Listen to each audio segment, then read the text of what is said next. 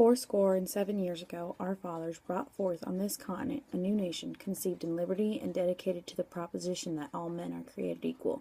Now we are engaged in a great civil war, testing whether that nation or any nation so conceived and so dedicated can long endure.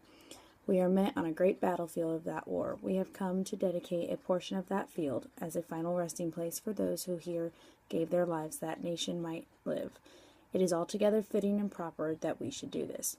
But in a larger sense, we cannot dedicate, we cannot consecrate, we cannot hallow this ground. The brave men, living and dead, who struggled here, have consecrated it, far above our poor power to add or detract.